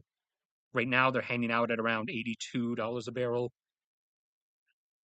The final one on the list, this time at least, is the US, where we have several. Well, first off, we have the increasing shale production. In terms of oil, most of it's from the Permian, obviously, over here. And that is about, over the course of this whole year, about another 500,000 barrels a day. However, we also have the add-ons now coming from the startup of several large fields in the Gulf of Mexico. Like I said, starting to leave the shelf now and go down the slope. So a lot of these are on the upper slope portion. One of these will be starting or is starting up right now, like it's dialing up right now, and will get up to 140,000 barrels per day once it's fully going. And the other one will be 100,000 once it's fully going. So that will be 240,000 additional on top of the 500,000 increase from shale. And then also we have back up home in Alaska, my state, where I really, really want to get back to, but getting back up there will require money. I currently don't earn enough of that. Continuing in this area between these two rivers, and now a bit down here on the north slope, we have several small field additions coming online that will add about 40,000 barrels per day this year. So in total, that is close to 800,000 US.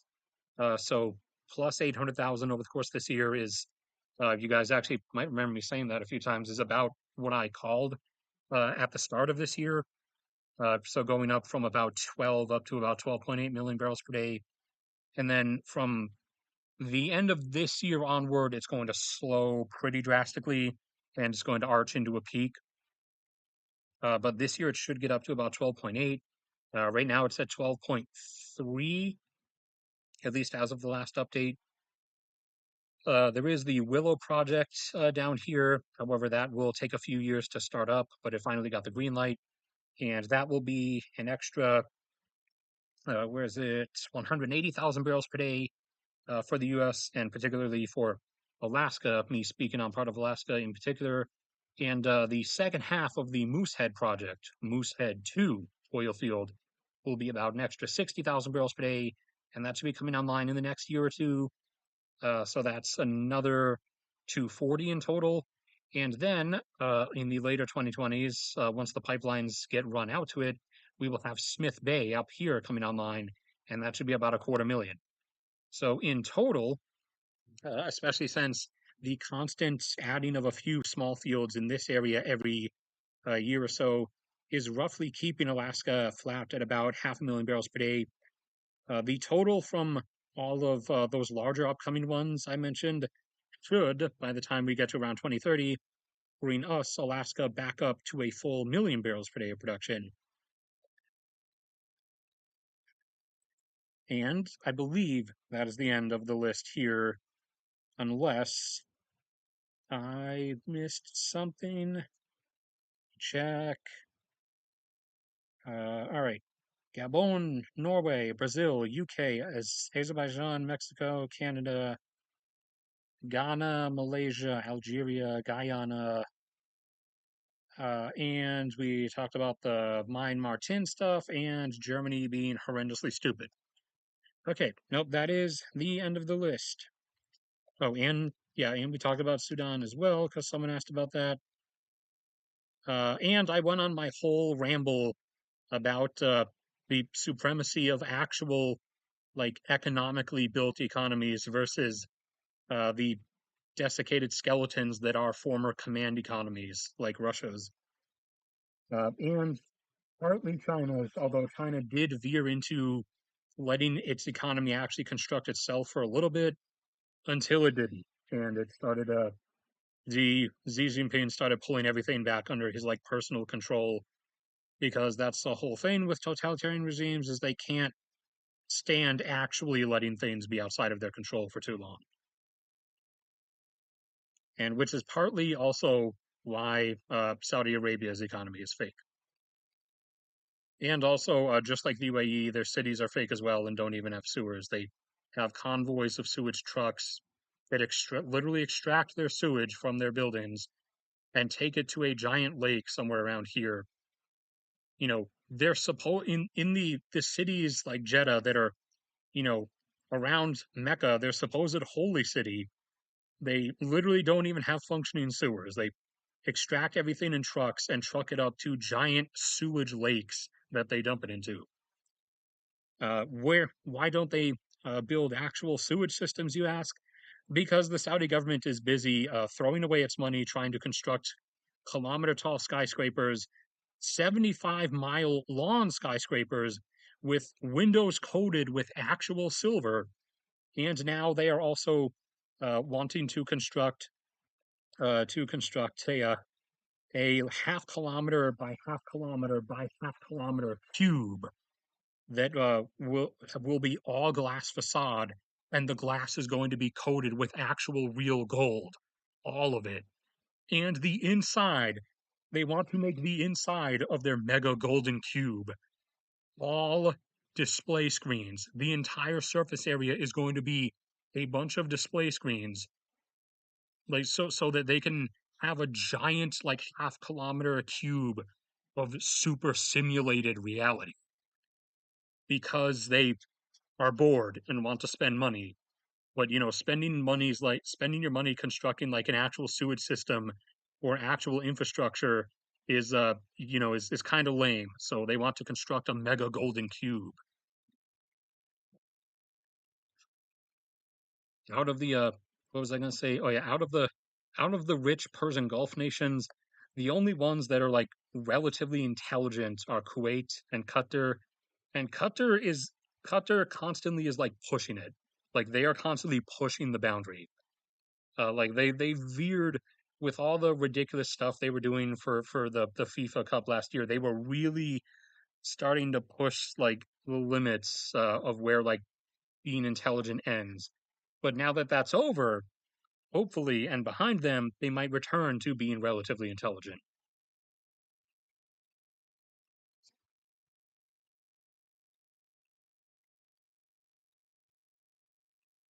Yeah, KSA because we can.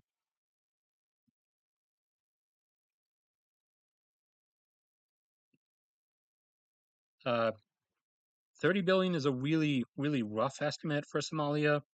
The thing is, we don't really know that much because no one's ever really been able to do like thorough geologic surveys there, whether onshore or offshore, because of the situation in the country for decades. Now, now that things have been actually going really stable, really quickly. Like I don't know if there was like a sudden. You probably can't pick up the snap, but I don't know if there was like a sudden just like surge in desire in like the Somali people overnight a few years ago to act to like just suddenly abruptly say like nah we're done with all this chaotic nonsense. But Somalia has been just abruptly going sliding the chaos scale further over towards stability over the last few years. And Al Shabaab is the main like Islamic militant group there. Has actually lost like 2/3 of their control that they used to have over different regions of the country. So that's why offshore oil and gas exploration was actually finally agreed to. And because they don't really have that much of a shelf or a slope, except for some, where's my cursor? There we go. Except for some areas up there and a bit here where one of the rivers empties. Uh, Most of their oil is most likely onshore because onshore they have, let me get it,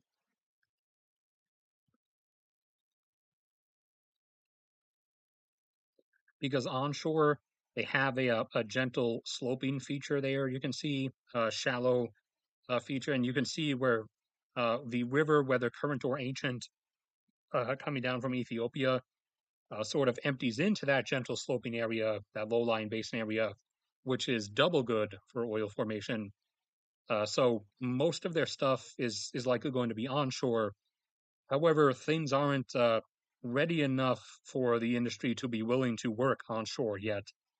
So they are starting exploration offshore where there should be some stuff, definitely. And this was actually going to start back in 2020. At the end of 2019, I actually made a video with a familiar title you might recognize from a few months ago called Oil and Gas Exploration is About to Start Offshore of Somalia. Because at the end of 2020, it was announced they were about to start it in 2022, or sorry, at the end of 2019, it was announced they were about to start it in 2020. However, then COVID happened and global oil demand crashed and the prices crashed with it. So, oil and gas exploration kind of stopped everywhere for a year and a half. So that's why that abruptly didn't materialize. However, now, ever since the Russia's Ukraine invasion last year, oil prices have been quite elevated, and they actually had worked their way back up to like $70 per barrel on their own before that, anyways. And they, by now, would have been up to about 80. And ironically, now that a lot of the pressure from that stuff is kind of over, they're roughly settled at about 80. Granted, they should be a bit higher. They should be closer to 90, but 80 is still within the range that I expected for this year. Back in the what to expect in 2023 stream or whatever. So with elevated prices, the plans to start exploration offshore of Somalia started up again, and it's starting this year. I think it theoretically should have started right now, but I don't remember. I'm not a official news source, so I don't have like the granted privilege of being able to like call into oil companies and have my calls answered and actually be given information like on a whim that I want. Like, is X actually happening right now? Is it not starting until June? Did it start back in January? I can't actually access that kind of stuff. I can only tell you what's been like publicly released as information. And what was publicly released is it's starting this year. I believe it said within the first half of this year. So in theory, it should be going on right now, somewhere offshore of the river, and then up here where there's actually like a sloping shelf is the most likely places. I mean, I don't think anyone would be seeing anything like from the Somali coast yet, at least, because most of well, I mean, actually, the drilling rig portion on the drill ships is pretty tall, so actually you might see something. But it would be just poking over the horizon. Although at the moment, what would be out there are sonic sounding ships or resonance ships, since I forgot their actual name. But that they have a thing that goes along the seafloor that releases sort of seismic pulses into the seabed and listens for how the waves, the sound waves come back up to it, and that tells them like the different rock densities and layers. And if you get a certain signal, and the same thing works on the ground as well. if you get a certain signal back, that sort of looks like it should be this rock layer. However, it's a bit wobbly and it looks like the density is less than it should be, then that tells you that that rock layer is porous and is likely full of something. Now, in a lot of cases, that's water. However, we have, over the course of time, technologically developed the ability to usually be able to tell oil versus water in most cases. We have about 95% accuracy now. One of the only times in modern times where we actually were in that 5% error was when we did some of the little bit of offshore exploration that's been done on the East Coast, which was technically inside the Chesapeake Bay. They did some stuff and it looked like there was an oil bearing layer. However, when they did the test drilling down into it, it ended up actually just being really muddied water. So that's one example. There is still about 5% of the time we do mess it up, and it ends up not actually being petroleum. But it's usually because it's like muddy, slurry water that has a similar like resonance to what petroleum sounds like on the data. But that's how we actually like test underground for oil. For anybody who was curious, at least, we don't literally go around like drilling hundreds of holes and then looking at like the drill to see if the drill comes back up with oil, because that would be a huge waste of time, money, and resources. We found the other ground or the seabed and listen to the signals that come back and see if those indicate that there's some kind of porous rock layer somewhere. I mean, what would be noticed in Somalia, or what theoretically should be noticed soon enough, would be construction happening somewhere in some port city of actual terminal infrastructure and stuff. The like terminal tanks you usually see and the docks for loading up tankers. Okay, we'll just Google a random one. Uh, here we go with Texas.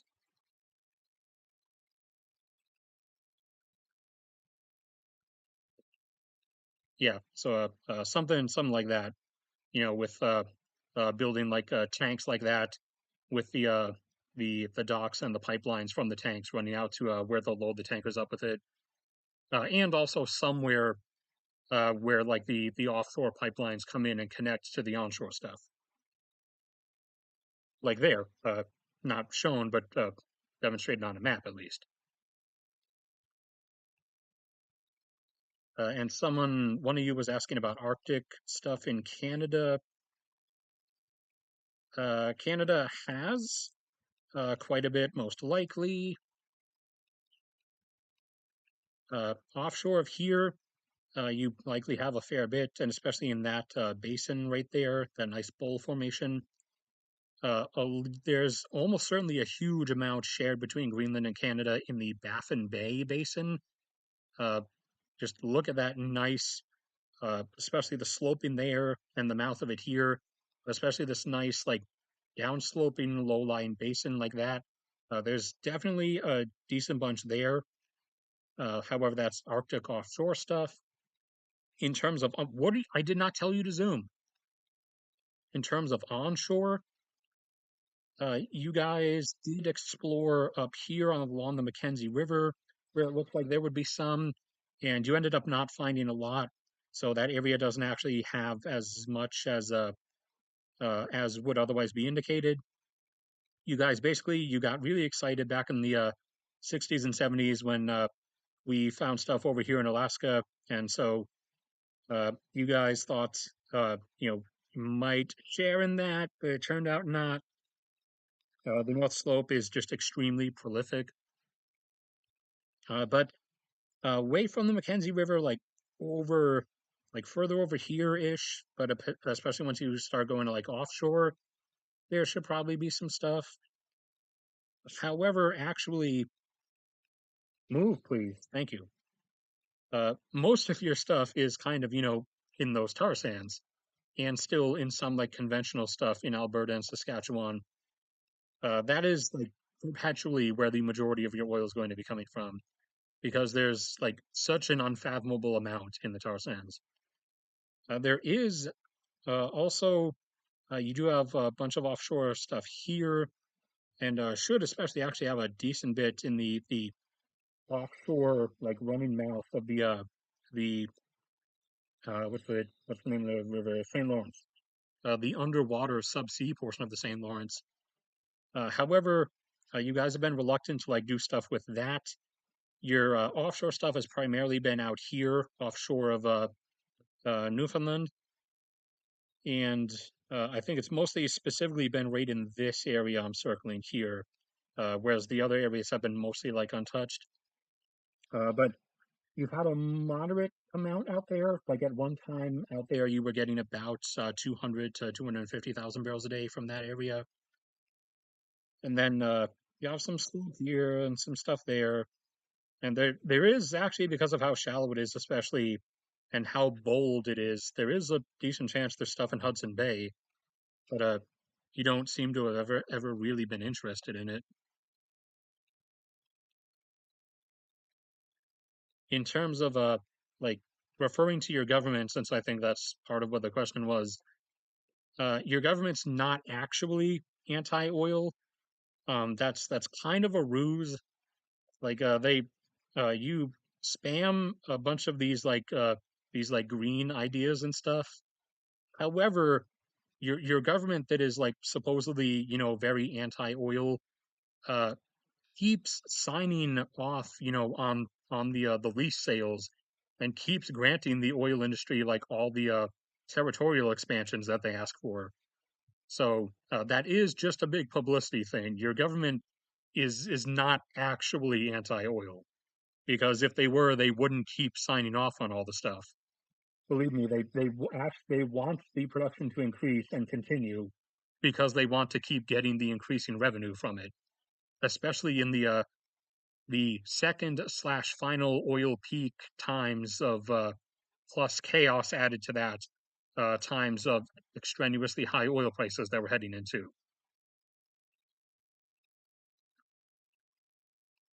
Was there anybody else with anything?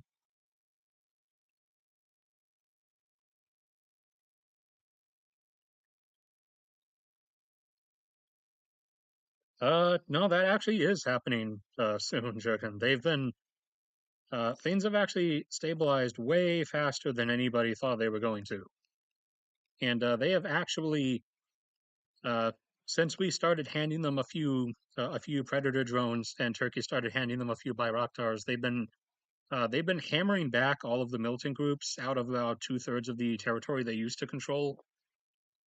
And in terms of like, and so now they're kind of like only left in the rural areas. In terms of like where the population lives in Somalia, the only thing that's left happening now is random like cafe or restaurant bombings, which are the dying gasps of the Islamic militant groups trying to prove that they still exist. However, they've actually even gotten really ineffective at those.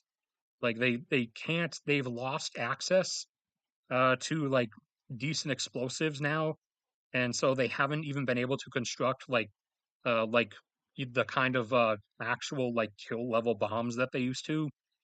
So now they're like their newer suicide bombings aren't even actually getting like the mass casualties that they're after anymore because the only thing they're left with available now to make like all their suicide bombings and stuff out of is like really low level stuff. Whereas like even back into like the early 2010s, you were seeing stuff like every week with like 200 people killed in each bombing. But now that's like dropped off substantially because after getting like pushed so far back, they've now lost access even to a lot of the weapon like the weapons and explosive stuff they used to have. Uh, what else was I? No, I didn't tell you to highlight that.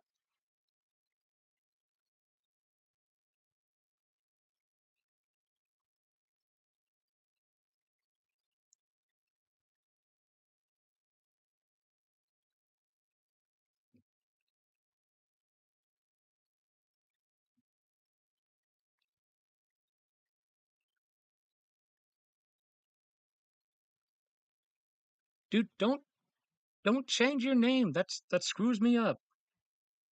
In Asia, yeah, there's a lot of you weren't here during the first half of the stream, were you? All right, fine. Only because it's you. I'll give a uh really quick backdrop through the whole Malaysia stuff. Malaysia is starting up a number of new things. They're doing there's some offshore stuff off of Sabah. I got information about one of the fields. The others they haven't released stuff about yet. But there is a field offshore of Sabah that's about 25,000 barrels per day that's starting up right now. And they have been finding one after another really large natural gas fields in the middle portion of their offshore area here, which is typically what you find in a offshore area that is perpetually uh, shallow at the same like depth like this is. Whereas offshore in your portion of the world, you know, offshore of Norway, where it's like actually sloping and has varying depths, you tend to get a better mix of oil and gas. When it's very similar like this, just like kind of offshore of Australia as well, where it's like really all the same depth for the most part, it tends to be majority gas is what you find. And so they've been finding huge chunks of gas out there, one of which is going to be starting up in the next few years that is close to 1 billion cubic feet per day of production. The others I still can't get information on yet because, like I was saying earlier, I don't have like, you know, actual official news esque levels of access to stuff. If I send emails to or call up, you know, major oil companies, I'm not going to get information that I ask for. I'm just going to get put in a trash bin. But they have a bunch out there. So while their oil production is likely going to continue declining, their natural gas production, Malaysia's, is likely actually going to keep going up. And they do have a fair chance that they might be able to like reach Australia's current levels within a number of years or like the second half of the 2020s. So like double digits in terms of billion cubic feet per day. Oil wise, they're going to keep going down though. Uh, Indonesia, I talked about in a different stream, but just in case you missed it, they, after a long time of having their oil industry being state owned and thus being inept and incompetent, they finally opened up oil and gas exploration to actual private oil industries. And lo and behold, everyone came rushing in because there is still likely a fair bit in Indonesia, as most of Indonesia's exploration, the areas that have been completely explored are onshore of Sumatra and Java. This offshore area up here, the offshore area right in here, and right in here, if you draw kind of an angle like this, whereas this offshore area here, and then here, and their tiny bit they have there, but then also there are portions in their west section of Papua, like that. A lot of that is mostly untouched. In here in the Banda Islands, though, that has been explored, but then like most of the rest of this is like largely untouched. So they opened up exploration in there, and they already have been finding some stuff just in the last few months. Most of which I believe was right around here. Official like estimates and numbers I was not able to see yet though.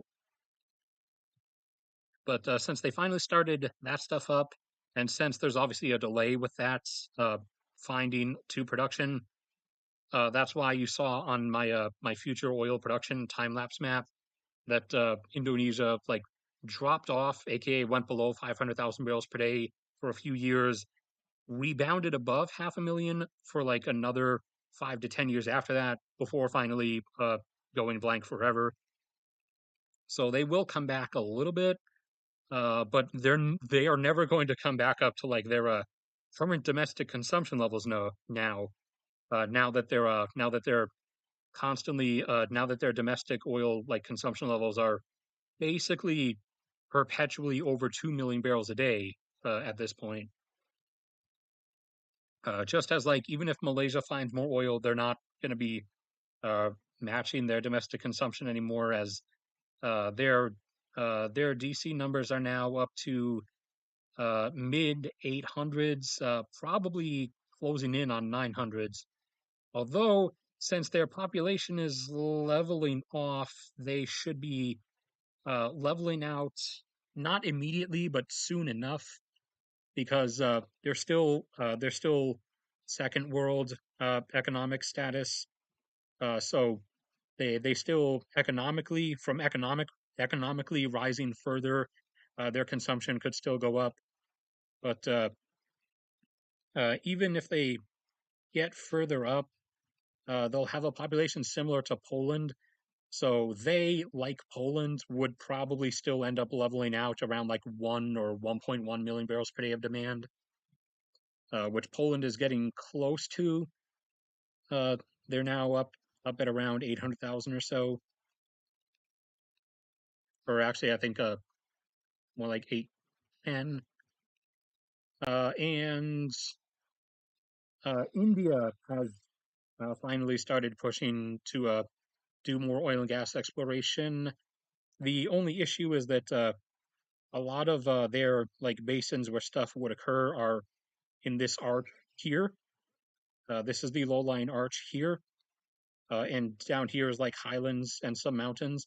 The problem is, like in the arc here, with the exception of portions of Rajasthan, the arc here, for the most part, is where a huge chunk of their 1.4 billion population lives. And, it's kind of difficult to do oil and gas exploration or anything when you have to work within a hugely densely populated area because there's, not too much space to work with without like demolishing stuff or deforesting what few forest covered areas remain, or, pulling the eminent domain angle and just forcing thousands of people to move and get out of the way so that you can do some exploratory oil and gas stuff. So that's actually kind of been one of their main holdups. Although they do have a lot of offshore stuff to work with, which is where most of their production is coming from, anyways. Particularly here and here. But they still have this whole strip like that they can still work with further. And so we'll see what ends up coming out of that.